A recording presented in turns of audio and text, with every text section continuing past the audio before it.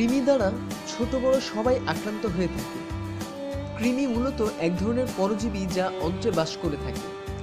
কৃমি শুধু মানুষ নয়, অন্যান্য প্রাণীর শরীরেও দেখা দিয়ে থাকে। মূলত ত্বকের মাধ্যমে কৃমি দেহে প্রবেশ করে থাকে। কৃমি বিভিন্ন প্রকার হয়ে থাকে: সুতাকৃমি, বক্রকৃমি, গোলকৃমি, ফিতাকৃমি ইত্যাদি। কৃমি দূর করার জন্য সাধারণত ঔষধ খাওয়া হয়ে থাকে, তবে কিছু ঘরোয়া উপায় আছে যার মাধ্যমে কৃমি দূর করা সম্ভব। চলুন জেনে নেওয়া যাক। রসুন। রসুন অ্যান্টিপ্যারাসাইটিক খাবার যা কৃমি দূর করতে সাহায্য করে। কাঁচা রসুনের অ্যামিনো অ্যাসিড পেটের কৃমি মেরে ফেলে। প্রতিদিন সকালে খালি পেটে 3 কোয়া রসুন খান।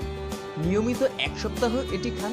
এছাড়া আধা কাপ পানিতে 2টি রসুনের কোয়া দিয়ে সিদ্ধ করুন। এটি খালি পেটে পান করুন। 1 সপ্তাহ এটি পান করুন, কৃমি চলে যাবে। নারকেল। পেটের কৃমি দূর করতে নারকেল বেশ কার্যকরী। প্রতিদিন সকালের নাস্তায় 1 টেবিল চামচ নারকেল কুচি খান।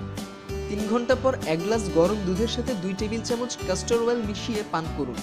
এছাড়া 4 থেকে 6 চা চামচ বিশুদ্ধ নারকেল তেল খেতে পারেন। লবঙ্গ। প্রতিদিন 1 থেকে 2টি লবঙ্গ খান। এর অ্যান্টিমাইক্রোবিয়াল উপাদান পেটের কৃমি ধ্বংস করে দিয়ে থাকে। এটি শুধু পেটের কৃমি নয়, কৃমির ডিমও ধ্বংস করে দেয়। মিষ্টি কুমড়ার বিচি। University of Maryland medical centre মনে করেন মিষ্টি কুমড়োর বিচি পেটের কৃমি দূর করতে বেশ কার্যকরী। 2 টেবিল চামচ মিষ্টি কুমড়োর বিচির গুঁড়ো নিন, তাতে পানিতে 30 মিনিট ধরে সিদ্ধ করুন। সকালে খালি পেটে খাওয়ার চেষ্টা করুন।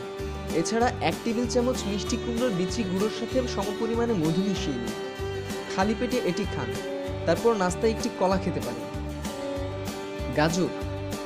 2টি গাজর কুচি করে নিন। এটি প্রতিদিন খালি পেটে খান। অন্য খাবার সকালে খাওয়া থেকে বিরত থাকুন। এটি প্রতিদিন খান। কিছুদিনের মধ্যে কৃমি কমে যাবে। গাজরের beta carotene, vitamin A, vitamin C এবং জিঙ্ক আছে যা রোগ প্রতিরোধ ক্ষমতা বৃদ্ধি করে পেটের কৃমি মেরে ফেলে। হলুদ। 1 চা চামচ কাঁচা হলুদের রসের সাথে 1 চিমটি লবণ মিশিয়ে নিন। এটি প্রতিদিন সকালে খালি পেটে পান করুন। এছাড়া আধা কাপ গরম পানিতে আধা চা চামচ হলুদ গুঁড়ো এবং 1 চিমটি লবণ মিশিয়ে পান করতে পারেন। 5 দিন এটি পান করুন। আপনার পেটের কৃমির সমস্যা দূর হয়ে যাবে। আরও বিস্তারিত জানতে সাবস্ক্রাইব করুন। ধন্যবাদ।